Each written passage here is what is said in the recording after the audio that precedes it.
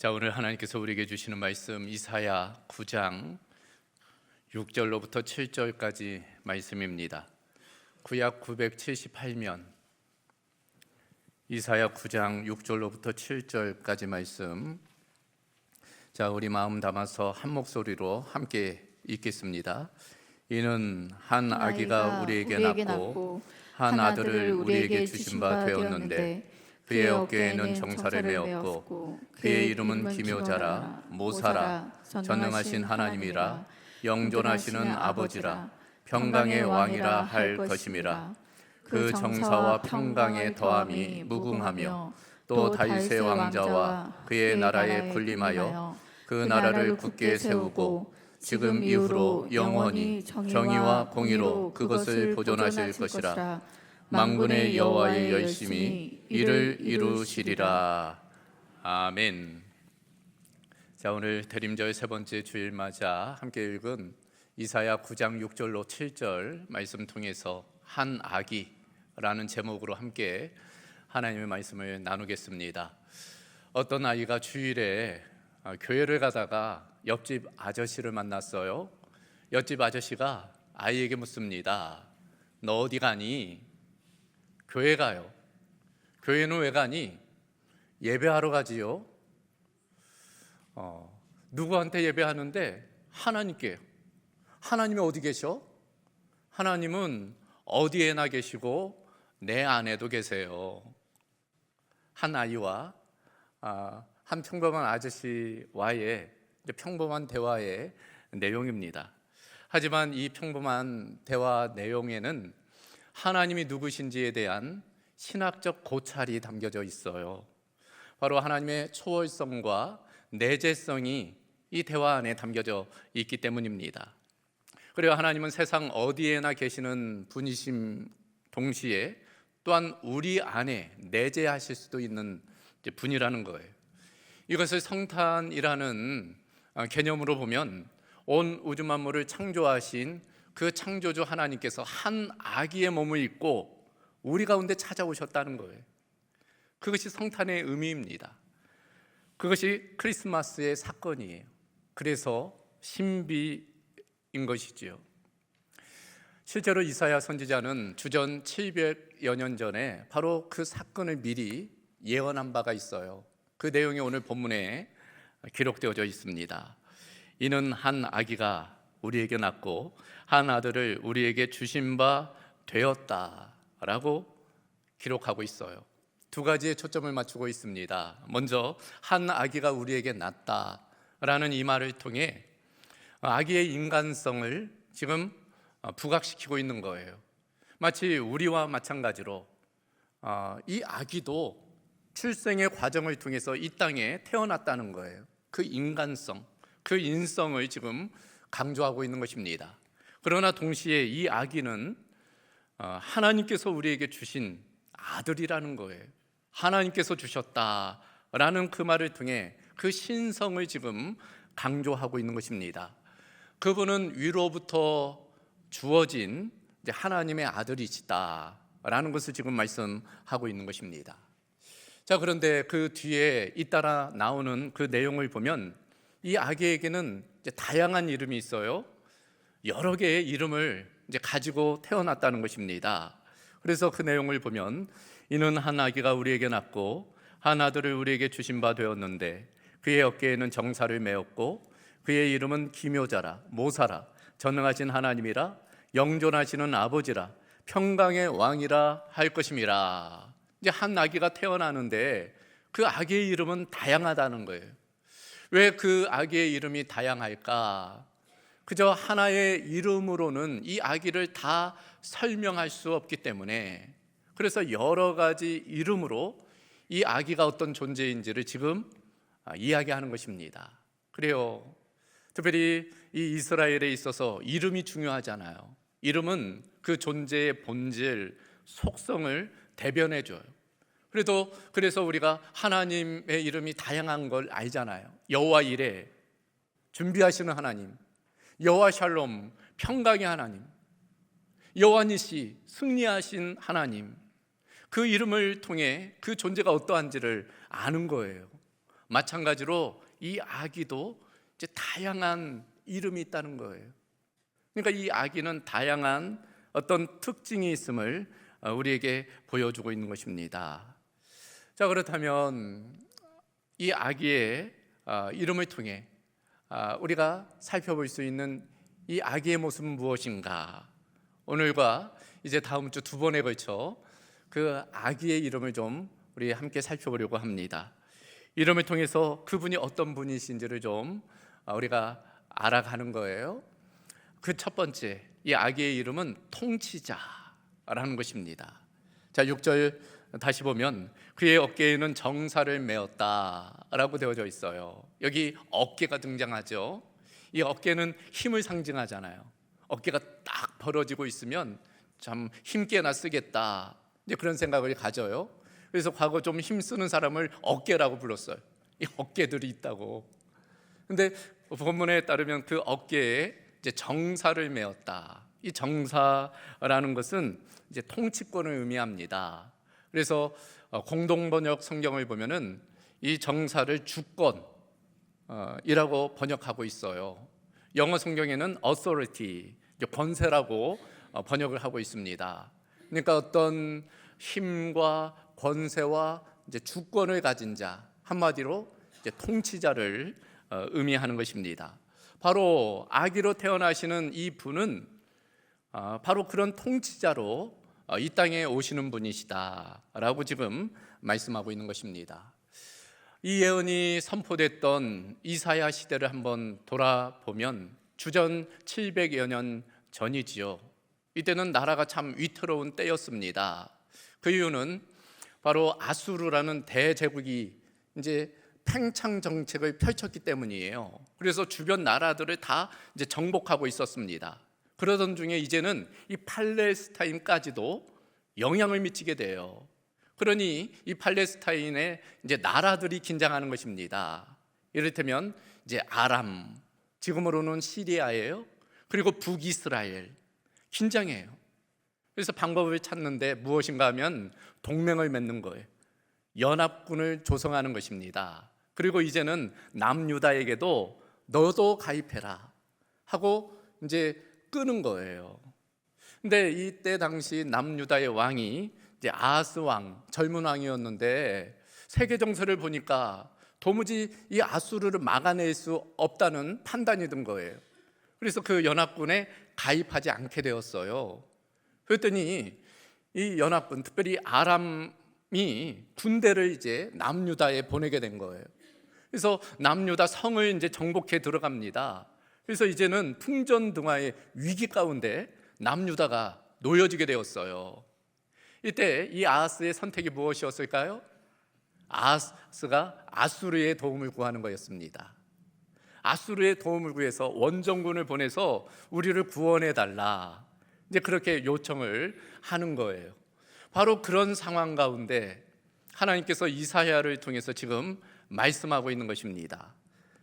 이사야가 이제 남유다, 특별히 아하스 왕에게 예언을 선포하는 거예요. 그 내용을 간단하게 요약하면 이런 내용입니다.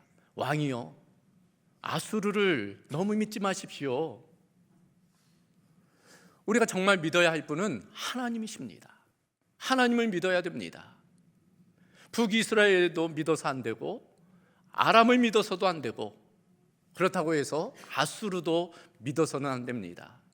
우리가 오직 신뢰하고 믿어야 할 분은 하나님 한 분뿐입니다. 그 하나님만을 의지하십시오 라고 지금 이야기하는 것입니다. 그리고 나서 이사야는 한 걸음 더 나아가는 거예요. 이렇게 이야기하는 것입니다. 조금만 기다리십시오. 그러면 하나님께서 조만간 한 구원자를 보내실 것입니다. 그분은 아기로 오실 텐데 지금 오고 계십니다. 곧 오실 것입니다. 그분이 오셔서 통치자로 우리를 다스릴 것입니다. 바로 그 위태로운 순간 하나님만을 의지하고 오실 그 메시아를 대망해야 됨을 이야기한 것입니다. 자, 이와 같은 이사야의 예언을 오늘 우리의 상황 가운데 한번 대입해보면 어떨까? 우리나라도 마찬가지죠. 참 우리나라와 이스라엘의 유사한 점은 외세의 침입을 많이 받았다는 거예요. 많은 전쟁을 겪게 됩니다. 그런 상황 가운데 국군이 흔들릴 때가 많이 있었어요. 그럴 때마다 때때로 외세를 의지하다가 오히려 큰 낭패를 경험한 적이 참으로 많이 있었습니다. 그래서 한때 그런 말이 유행을 했잖아요. 조선아 조심해라. 미국을 믿지 말고 소련에 속지 말라. 그러니까 너무 외세를 의지하면 안 된다는 거예요. 오히려 믿었다간 오히려 뒤통수 맞을 수 있다. 이제 그런 이야기를 한 바가 있습니다. 국가적으로도 그렇지만 좀 범위를 좁혀보면 우리의 삶의 자리도 마찬가지입니다. 우리의 공동체도 마찬가지예요. 때때로 공동체 가운데 위기가 찾아와요. 기업의 위기가 찾아오고 교회의 위기가 찾아오고 가정에도 혹은 개인적으로도 어떤 위기가 찾아올 때가 있어요.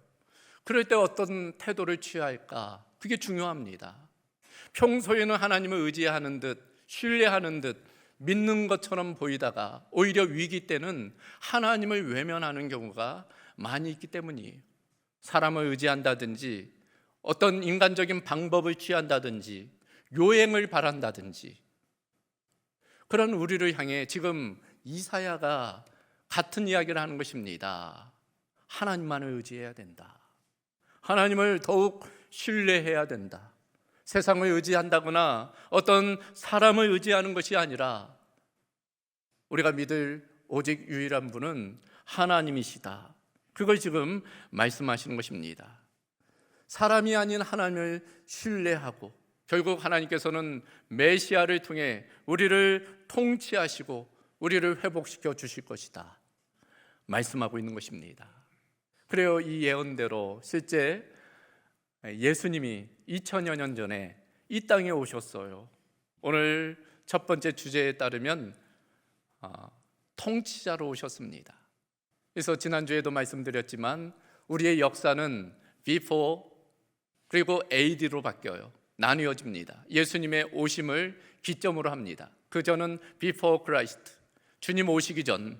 그 이유는 아노 도미니입니다. 아노 도미니, AD 약자로 쓰죠. 라틴어입니다. 아노, 연, 해, 도미니, 주인, 그런 의미예요. 주님의 해, 주님이 다스리는 기간. 그러니까 주님께서는 2000여 년 전부터 지금까지 그리고 앞으로도 모든 인류의 역사를, 국가와 민족을, 또 어떤 공동체, 더 직접적으로는 우리 개인을 통치하고 다스리신다는 거예요. 그래서 우리가 의지할 대상입니다. 우리가 그 주님의 이끄심에 순종한다는 것 중요한 거예요. 놀라운 것은 세상의 통치자들은 자신의 유불리에 따라 통치를 해요. 우리가 그런 것들을 경험하고 있잖아요. 그러나 이 메시아는 공의와 사랑으로 다스리는 참된 통치자라는 것입니다. 그래서 우리가 신뢰할 만한 대상이에요. 그런 측면에서 우리 이 대림절 기간 통치자로 오신 그 주님을 우리가 환영해야 돼. 우리의 마음의 중심에 모셔야 됩니다. 그리고 그 이끄심에, 그 다스림에 온전히 순종해야 될 줄로 믿습니다. 한번 따라해 보겠습니까? 예수님은 통치자로 오셨습니다. 아기의 이름, 그 통치자가 그걸 우리에게 보여주고 있습니다. 두 번째 아기의 이름은 기묘자예요. 6절을 다시 보면 그의 이름은 기묘자라 라고 되어져 있습니다. 그러니까 그 아기는 통치자일 뿐 아니라 이제 기묘자라는 건데, 이 기묘자 그 뜻대로 기묘한 분이라는 의미가 있어요. 해석해 보면 놀라운 분이라는 뜻입니다. 그래서 영어 성경을 보면 His name is wonderful 이라고 되어져 있어요. 우리가 어떤 특별한 놀라운 일을 만나면 wonderful 뭐 그런 얘기 하잖아요. 그러니까 우리 예수님은 그런 원더풀 하신 분이라는 거예요. 참 훌륭하고 놀라우시고 위대하신 아름다우신 분, 그분이 바로 기묘자로서의 모습입니다. 그래요, 한 아기로 오신 그 하나님은 참으로 놀라우신 분이세요. 실제로 예수님은 책 한 권 쓴 적이 없어요. 그러나 예수님과 관련된 책이 세상에 넘쳐납니다. 예수님을 주제로 다루는 책이 이 세상에 넘쳐나요. 예수님은 시 한 편 쓴 적이 없어요. 그러나 예수님과 관련된 시와 노래의 작사가 이 세상에 많은 것을 우리가 알고 있습니다. 예수님은 노래 하나 작곡한 적이 없어요. 그러나 예수님과 관련된 노래가 넘쳐납니다. 많은 명곡 중에 예수님을 배제하고는 생각할 수가 없어요. 무수한 명곡들이 예수님을 찬양하기 위해서 만들어졌어요. 예수님은 교회를 직접 지으신 적은 없어요. 그러나 오늘날 이 세상에는 예수님을 예배하기 위한 많은 교회들이 세워졌습니다. 세계 도처에 교회들이 넘쳐나고 그 안에 많은 성도들이 함께 그 주님을 찬양하고 예배합니다. 심지어 북한 땅에도 교회가 있잖아요.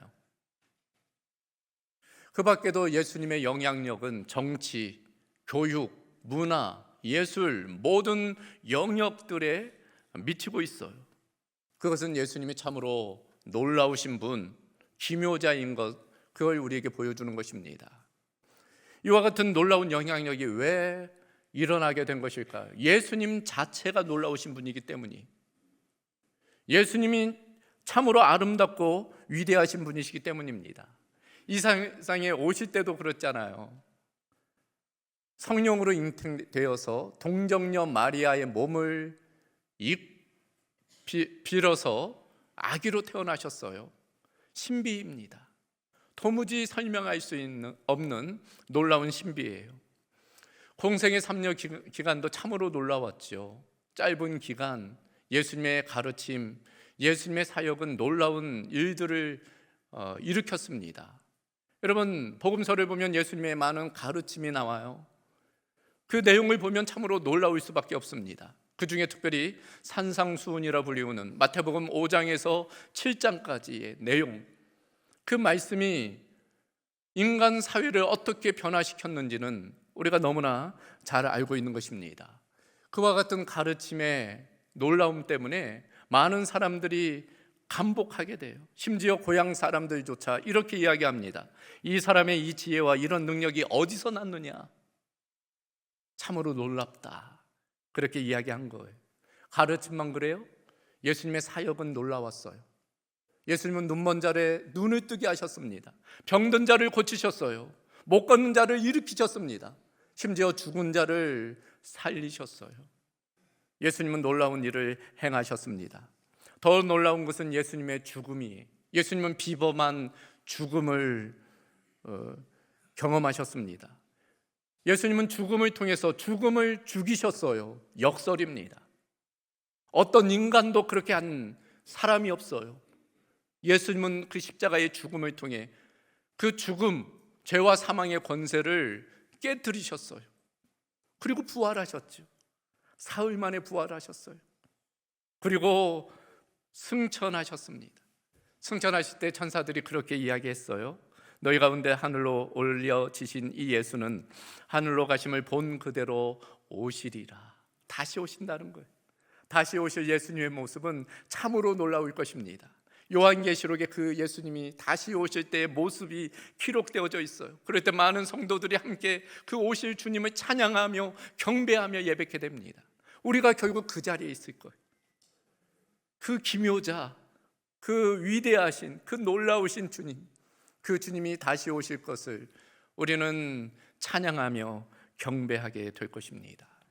아기로 오신 하나님, 그 메시아는 참으로 놀라우신 분이시다.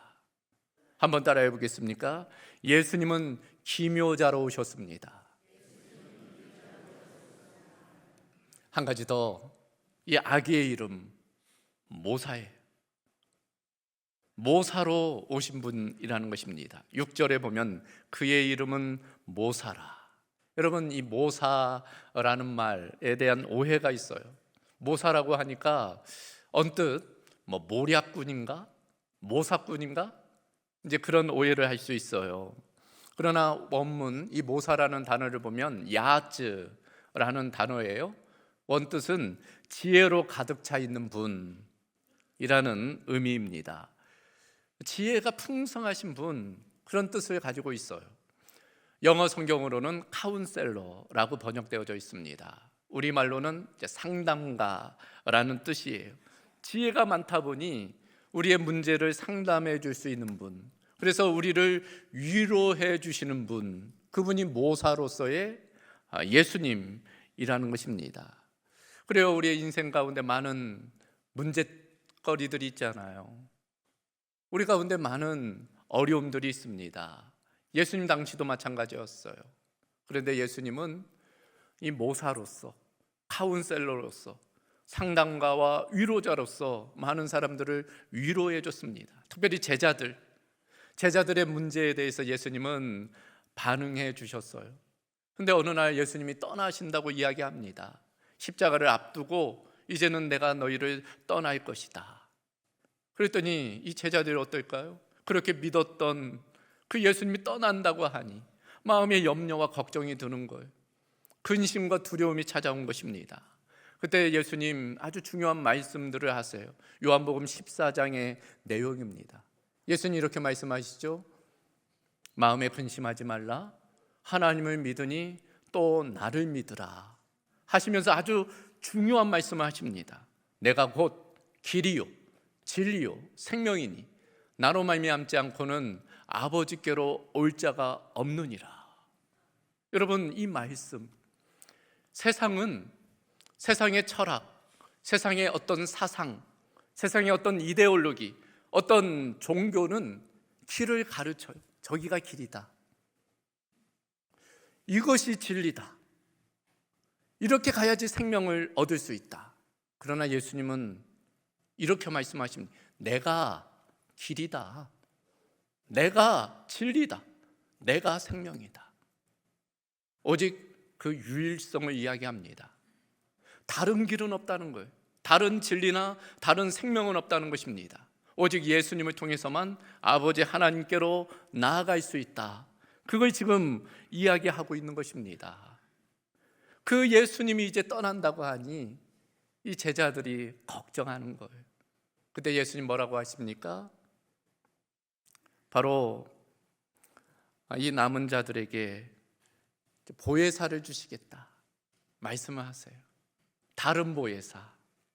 요한복음 14장 16절이죠. 내가 아버지께 구하겠으니 그가 또 다른 보혜사를 너희에게 주사 영원토록 너희와 함께 있게 하리라. 그러니까 예수님도 보혜사예요. 보혜사의 뜻은 위로자, 옆에서 우리를 돕는 자라는 뜻이에요. 근데 이제는 예수님과 같은 다른 보혜사를 주신다는 거예요. 성령님이죠. 실제로 예수님이 떠나신 연후 성령님이 임하시죠. 오순절 다락방에 임하십니다. 그 결과가 뭐예요? 그렇게 두렵고 떨었던 그 제자들이 그 성령의 임재를 경험하자 담대해지게 된 거죠. 그래서 세상에서 예수님이 증거하게 됩니다. 얼마 전까지만 해도 모처에 숨어있던 그들이 담대히 세상에 나가 예수님 부활하셨다, 예수님만이 구원자이시다 선포하게 된 것입니다. 옆에서 우리를 돕는 위로자, 모사 되시는 거예요. 우리도 마찬가지입니다. 우리의 인생은 늘 문제투성이에요. 고통 없는 인생은 없습니다. 그래서 우리에게는 위로자가 필요해요. 상담가가 필요합니다. 모사가 필요해요. 바로 그걸 위해서 예수님이 오셨다는 거예요. 그리고 성령님을 우리에게 보내주셨다는 것입니다. 그 보혜사를 통해서 우리는 날마다 위로를 얻고 힘을 얻고 인생의 문제를 이겨낼 수 있는 거예요. 바로 아기로 오신 그 메시아는 모사로서 우리를 위로하시고 우리를 새롭게 하시는 분이시다 말씀하고 있는 것입니다. 여러분, 핸델의 메시아라는 작품을 아실 거예요. 위대한 오페라 곡입니다. 성탄절 혹은 부활절 때 이 핸델의 메시아가 이제 펼쳐지죠. 이 핸델의 메시아는 총 3부로 되어져 있어요. 1부는 메시아의 예언과 탄생에 관한 것입니다. 2부는 그 순환과 속죄에 관한 거예요. 3부는 이제 부활과 영원한 생명에 관한 내용으로 되어져 있어요. 특별히 1부는 이제 메시아의 탄생에 대한 예언과 실제 태어남의 그 내용을 다루고 있어요. 바로 성탄과 관련되어져 있습니다. 성육신과 관련되어져 있어요. 구약의 이사야 말씀을 토대로 이 1부가 이제 구성이 되어 있어요. 근데 1부 첫 시작이 무엇인가 하면 이사야 40장 1절에서 3절 말씀을 토대로 이제 테너가 나와서 그것을 노래합니다. 그 시작 이거예요. 위로하라. 위로하라. 내 백성을 위로하라. 그러니까 메시아가 이 땅에 오신 그 목적을 분명 보여주고 있는 것입니다. 이사야 40장 1절 너희의 하나님이 이르시되 너희는 위로하라. 내 백성을 위로하라. 모사로 오신 위로자 되신 그 메시아, 그 메시아는 우리를 위로하시는 분이시다. 우리에게 힘을 공급해 주시는 분이시다. 그걸 우리에게 분명히 말씀해 주고 있는 것입니다. 그런 측면에서 이 대림절 기간을 통해서 우리는 우리의 위로자 되시는 그 주님을 더 깊이 우리의 마음에 모셔드려야 될 것입니다. 그 주님의 위로하심으로, 그 주님의 격려하심으로 우리 인생 가운데 찾아오는 문제들을 우리가 너끈히 또 이겨내고 또 승리해야 될 줄로 믿습니다. 한번 따라해 보겠습니까? 예수님은 모사로 오셨습니다. 우리의 위로자 되신 주님을 찬양하며 경배하는 저와 여러분 되기를 주님의 이름으로 소망합니다. 자, 오늘 말씀을 정리합니다. 오늘 말씀 이사야 9장 6절을 보면 이렇게 되어져 있어요. 이는 한 아기가 우리에게 낳고 한 아들을 우리에게 주신 바 되었다. 한 아기에 왜 하나님께서는 아기로 이 땅에 오셨을까? 여러분, 성인으로 올 수도 있잖아요. 장군으로 올 수도 있습니다. 왕으로 나타나실 수도 있어요. 그런데 왜 굳이 아기로 오셨을까? 아기를 두려워할 사람은 없기 때문이겠지요. 아기를 배척할 사람은 없기 때문일 것입니다. 누구라도 그 아기를 받아들이도록 메시아는 아기의 모습으로 오셨다는 거예요. 특별히 그 아기를 우리에게 주셨다라고 되어져 있어요. 원문에 따르면 우리에게는 우리를 위하여 라고 번역될 수 있어요. 우리를 위하여 그 아기를 주셨다는 거예요. 선물입니다. 하나님께서는 우리에게 선물을 주셨는데 그 어떤 것보다도 자신의 아들을, 자기 자신을 우리에게 선물로 주셨다는 거예요. 최고의 선물이에요. 그래서 하나님께서 아기가 되어 이 땅에 오셨다는 것은 우리 인생에 있어서 가장 최고의 선물이라 할 수 있습니다. 선물은 받으면 되는 거예요. 나쁜 것도 아니고 우리가 그 선물을 받아 누리는 것입니다. 다른 때도 아니고 이 대림절 기간 우리 가운데 찾아오신 그 주님을 우리 마음 깊은 곳에 구유에 다시금 모셔드리고 그 주님을 우리의 통치자로 또 기묘자로 모사로 모시고 살아가는 은혜가 우리 모두 가운데 있기를 주님의 이름으로 소망합니다. 자, 이 시간 우리 함께 기도하실까요? 오늘은 나 중심적으로 기도하지 말고 오늘은 우리 하나님께 또 그 주님께 우리 초점을 맞추면 좋을 것 같아요. 하나님은 그 아들을 우리에게 선물로 주셨어요. 그 자신을 주신 것입니다. 그 어떤 것보다 가장 귀한 것을 우리에게 주셨어요. 그분은 우리의 통치자이십니다. 그분은 놀라우신 분이세요. 그분은 우리를 위로하시고 우리를 격려해 주시는 분이십니다. 그 주님께 이 시간 감사할 수 있기를 바라요. 그 주님을 찬양할 수 있기를 바랍니다. 우리를 위해 이 땅에 오시고 또 우리를 위해 십자가 지시고 또 십자가에 달려 죽으시고 우리를 구원해 주신 그 놀라우신 그 주님의 사랑과 은혜를 이 시간 기억하며 감사하며 찬양하며 이 시간 우리 한 목소리로 함께 기도하도록 하겠습니다. 감사하신 아버지 하나님, 오늘 이사야의 말씀을 통해서 하나님께서 한 아기를 우리에게 주시고 또 우리를 구원해 주심을 보게 하시니 참으로 감사합니다. 하나님의 은혜로, 하나님의 놀라우신 섭리와 신비로 하나님 하늘 보좌를 버리고 낮고 천한 이 땅 가운데 인간의 모습으로, 아기의 모습으로 찾아오신 줄로 믿습니다.